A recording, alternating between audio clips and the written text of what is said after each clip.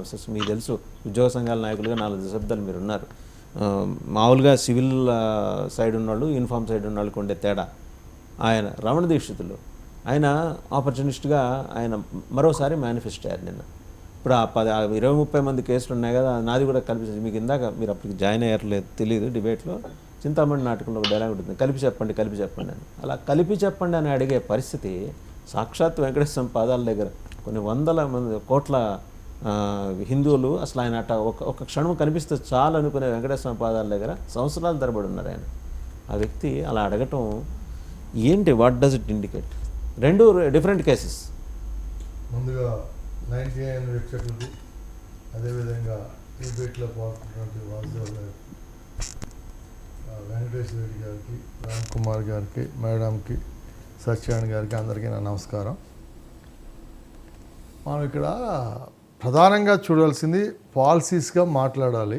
సరే, ఎవరికారు జరిగిన అనుభవాలతో వ్యక్తిగతంగా మాట్లాడినప్పటికి కూడా ముందుగా మనం రమణ దీక్షితులు గారి విషయం వచ్చినట్టయితే, జగన్మోహన్ రెడ్డి గారు ఒకటి చెప్తుంటాడు, దేవుడు చూస్తున్నాడు అని. నిజమే, వెంకటేశ్వర స్వామి చూశాడు కాబట్టి వెంకటేశ్వర స్వామి పాదాల దగ్గర ఉంటూ అతను గతంలో 2019లో చేసిన అబద్ధాలకి వాటికి కూడా ఎవరికి అనుకూలంగా చేశాడో వాళ్ళే ఇతనికి మీద కేసులు పెట్టి ఇతన్ని ఇబ్బంది పెట్టే విధంగా వెంకటేశ్వర స్వామి స్క్రిప్ట్ రాసేయడం అనేది స్పష్టంగా కనపడతా ఉంది. అయితే ఇప్పుడైనా కానీ ఒకటేంటంటే, రమణ దీక్షితులు గారు కానీ వైసీపీ వాళ్ళు కానీ ఏ పార్టీ అయినప్పటికీ కూడా మేము తప్పులు చేశాము, మా తప్పులు క్షమించి ఈ తప్పులు కాకుండా మీరు కాపాడండి, లేకపోతే చర్యలు తీసుకోండి అని చెప్పడం ఓ పద్ధతి ఉంటుంది. ఎందుకంటే ఇందాక వెంకటేశ్వర రెడ్డి గారు పిల్లల మీద అంటే 5 ఏళ్ళు మేము తప్పులు చేశాము, మేము చర్యలు తీసుకోలేకపోయాము, కనీసం మీరైనా చర్యలు తీసుకోమని చెప్పడం అనేది హుందాగా ఉంటుంది. కరెక్టే. ఎందుకంటే సంఘటనలు అనేవి జరుగుతూ ఉంటాయి. అనేక సంఘటనలు భూమి పుట్టినప్పటి నుంచి అనేక చూస్తున్నాం. డే టు డే అఫైర్స్లో ఎవడికో దుర్బుద్ధి పుట్టో ఏదో చేసో సంఘటనలు జరిగినప్పుడు అవి పునరావృతం కాకుండా చర్యలు తీసుకున్నట్టయితే భవిష్యత్తులో జరగకుండా ఉండటానికి ఒక పద్ధతిగా ఉంటుంది. ఆ రకంగా చేసినట్టయితే ఇవాళ రమణ దీక్షితుల గారి విషయంలో కూడా ఏదైతే తిరుపతి దేవస్థానం గురించి అబద్ధాలు ప్రచారం చేశారో ఇవన్నీ నిజానికి చెప్పాల్సి వస్తే రాజశేఖర్ గారు ముఖ్యమంత్రి ఉన్నప్పుడే ఆ నగల గురించి అనేక కథనాలు విన్నాం మనం.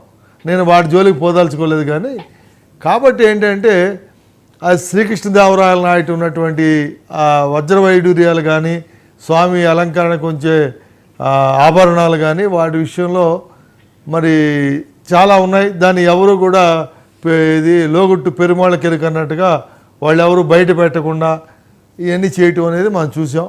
సరే, ఈ 5 ఏళ్లలో కూడా మరి పింక్ డైమండ్ అవి కూడా ఈయన చెప్పలేకపోవటం, ఎవరు బయటకు తీయలేకపోవటం, అవి అబద్ధాలుగా రుజువైన సందర్భంలో మళ్ళా ఈయన ఏంటంటే అతను వాడుకుని అతనితోటి రాజకీయంగా చెప్పించి నన్ను ఈ రకంగా ఇబ్బందులు పెట్టారనే విషయంలో ఈయన ధర్మారెడ్డి గారికి వచ్చిన తర్వాత జరిగిన పరిస్థితుల్లో ఆయనకి అంటే ఎక్కువ ప్రాధాన్యం ఇవ్వలేదనో ఏదనో మొత్తం మీద ఆయన చేసిన యాగి చేయటంలో పరిస్థితుల మీద అతని మీద మరి చర్యలు ఇంకోటి చేయటం మూలంగా అది చేసింది. అయితే ఏదేమైనప్పటికి కూడా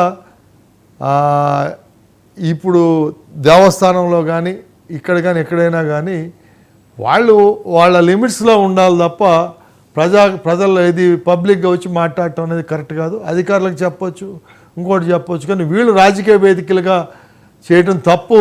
కాబట్టి ఆయన ఆ తప్పు జరిగింది, నా తప్పు క్షమించండి అనే పద్ధతుల్లో ఆయన క్షమాపణ కోరుకుని ముందుకెళ్తే అది పద్ధతిగానే ఉంటుంది.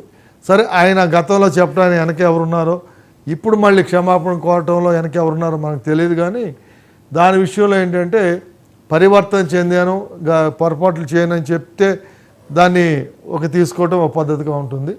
అంతే తప్ప ఇంకా అంతకుమించి దాని మీద మనం ముందుకెళ్తాం కూడా అంత కరెక్ట్ కాదేమని నా అభిప్రాయం.